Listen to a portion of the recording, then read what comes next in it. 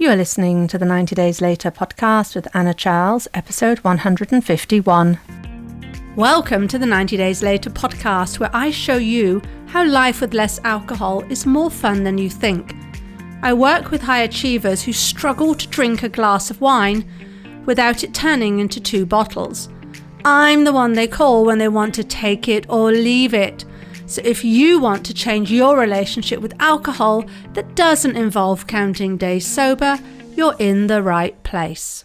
Hey all, and welcome back to the podcast. All right, so today we're going to be talking about how you might find yourself, even as somebody who's highly functioning in life, and actually especially if you're highly functioning in life, finding yourself in a cycle of tolerance, right, for your life or for the expectations put on you, and how you might be relying on alcohol as a way to basically deal with this tolerance that we're having to show to everybody else apart from ourselves. Have you ever, for instance, been invited to some event? It happened to me years ago where I was invited. Actually, it wasn't a sport thing. It was a theatre show. It was a comedy show. Really wasn't my cup of tea, wasn't something I really wanted to see, didn't find them funny at all. And my thought was, we're going along with some friends, and another in the group felt the same as me. And I remember us joking, well, at least there will be wine. And that is a prime example where event coming up, don't really want to go, know it's going to have to suffer through it, but we'll use the wine to do so. But the question I want to ask today is, what if the way you cope with life is actually holding you back? So let's first talk about tolerance. And for many people, it is, it's a good thing. It's a good thing to be tolerant of other people and what's going on. But I want to talk about the concept of tolerating your life, which, in other words, I prefer the words putting up with. Right, it's putting up with a job, maybe it's well paid, but you hate, it's not fulfilling, putting up with relationships, putting up with circumstances that don't bring joy or fulfillment, putting up with, just basically stuff you're expected to do. When I worked in corporate, one of the things that people used to talk about was, in the teams was, well, at least it's a steady job. And I'd have colleagues, and I certainly thought this as well myself sometimes, especially if wasn't that fussed with the project I was working on. Well, at least it's well paid, right? That's putting up with something, because you do not get that time again. And here's the irony is, so people would say, well, at least it's well paid, and at least it's a stable job. And then lo and behold, there'd be a reduction in force. They became quite the thing in corporate, and your once steady job is no longer. And then you're out on your ear, and not only do you then have to find another job, and obviously there's all the lost income, but I think there's this sense of mourning for the time, right? People get quite upset at the idea, well, I gave all that time to the company and then they kind of shoved me out. Well, of course, you were paid for your time there, so there was a transaction there. But I think if you're feeling in that way, it's because you sort of like, well, I put up with all of that, right? I was paid and all the rest of it, but I put up with it, and still.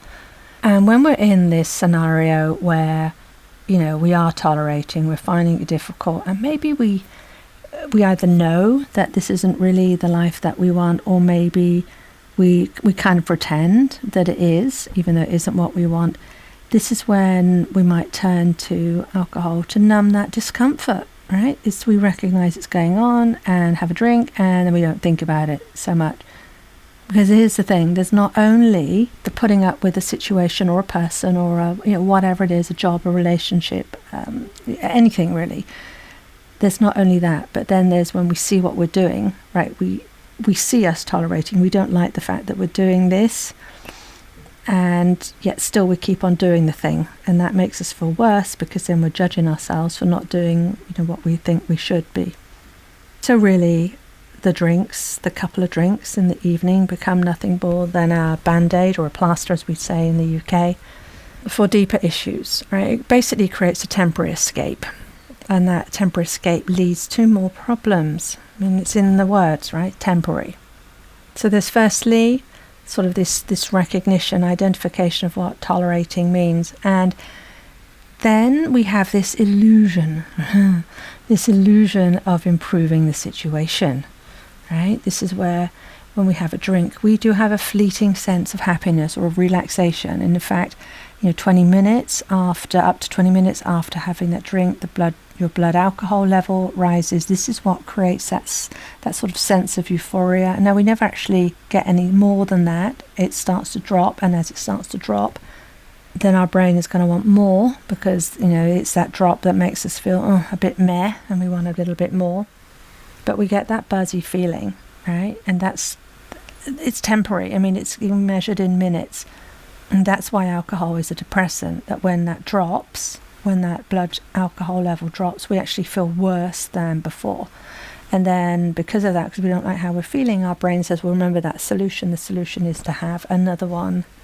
And then you kind of get caught in that loop, and we can get into the scenario of anything but, right? If I've got to sit here and watch this sporting event, if I've got to deal with this relationship, if I've got to be whatever it is, deal with whatever I'm dealing with, I cannot do it without a drink. Email, another great example. I've got all this email to do, and it'll be better with a glass of wine. Email is email. We can tolerate email without needing to make it seem better.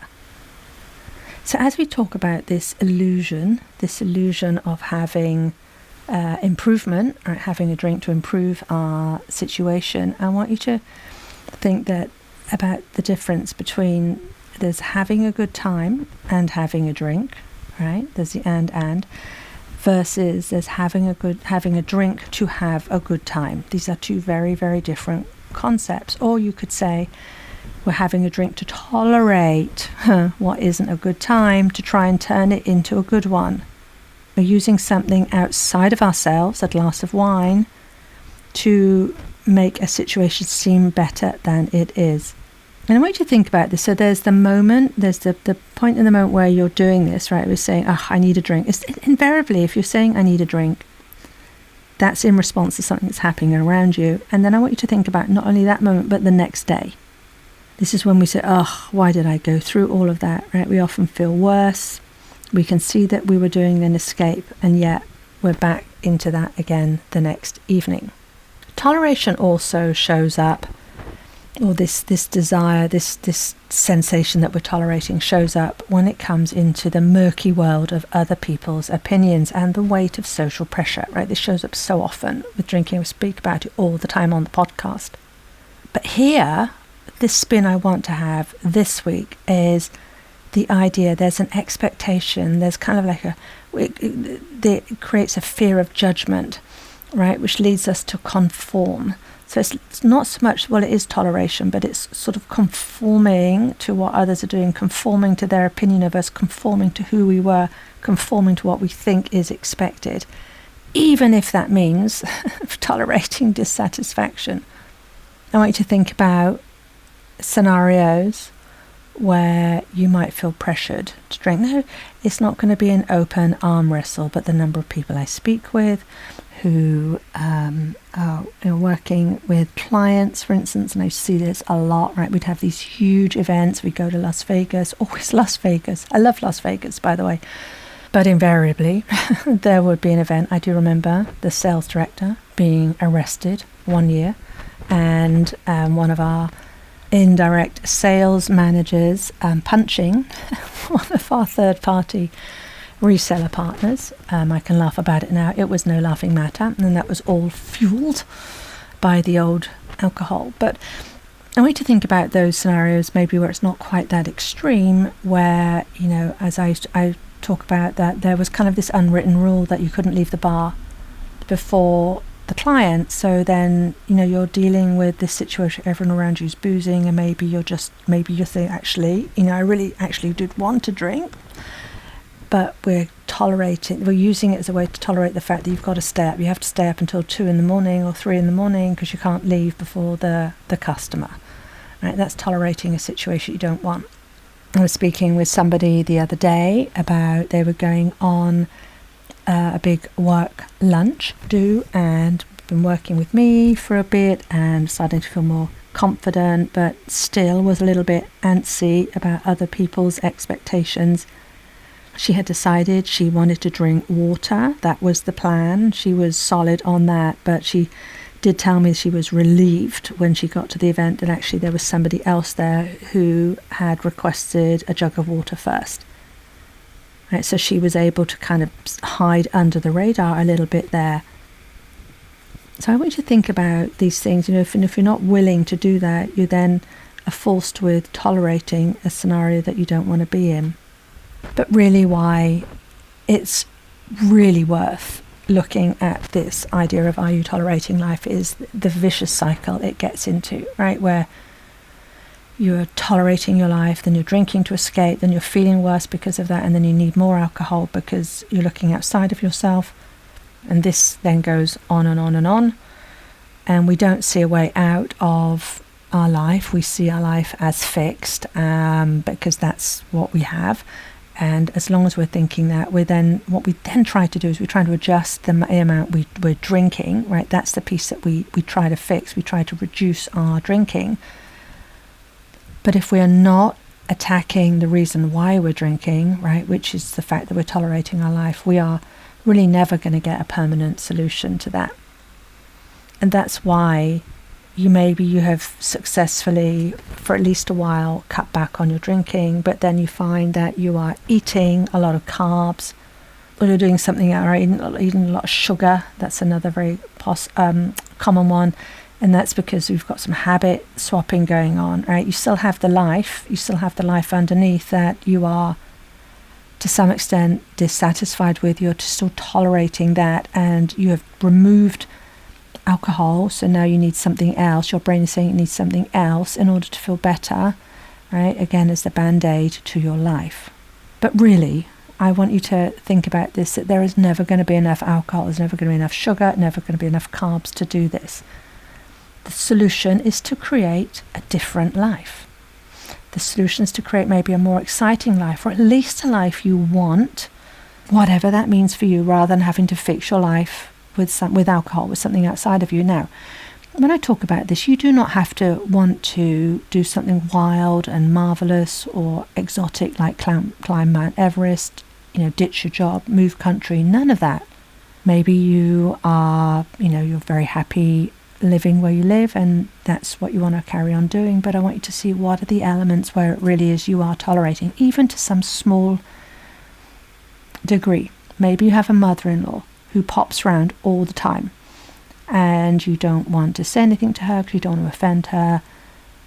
That is tolerating your life, because maybe when she's gone, you pour the drink and think, oh, thank goodness, until she comes the next time, right? So I don't want you to think this has to be some grandiose thing. This can happen in very small steps.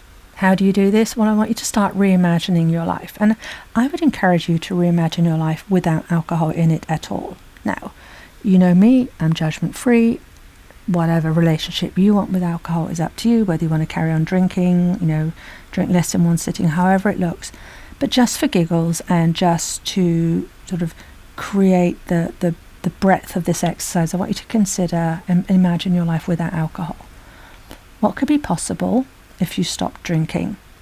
I want you to see all the things that come up, because those will then be the areas you're tolerating life. If you think, well, that'd be great, but then I wouldn't be able to handle going to see, I don't know, the family or the in-laws or whatever it is, then that's when those are the areas of your life you're tolerating, and you're going to need to find a different solution for.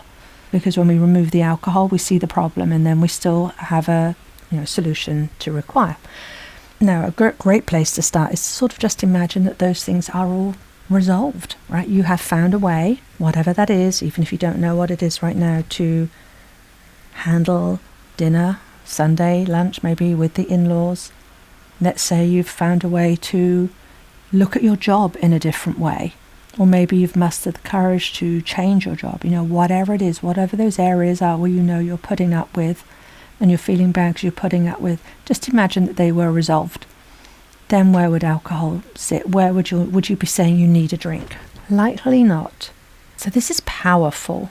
And remember, you get one life. You get one life. What do you want to be doing with it? So here is the homework for today's episode. I want you to really start small, and I mean small, tiny, teeny tiny small. Identify one area of your life that you want to improve, where you can see that you're tolerating, whether it's career, relationships, or whether your health, or whatever it is. And then I want you to do a toleration matrix on a scale of 1 to 10. How high, how much are you tolerating there? That might help you to decide, which topic to take first. And if you can't decide, just pick one. Just say, I'm just going to decide. If you find any thoughts that come up along the lines of, I would like to, change this, whatever that is, ... but I can't. I want you to get curious. Is it true?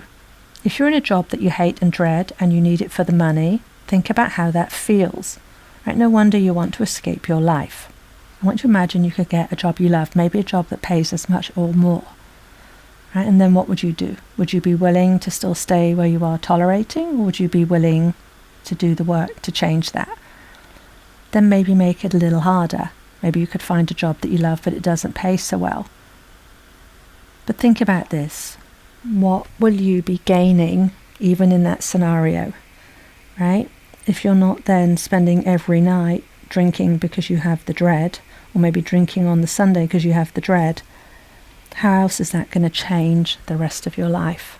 This, my friends, has a huge impact in so many areas of your life. This is about more than just the act of drinking wine on the regular.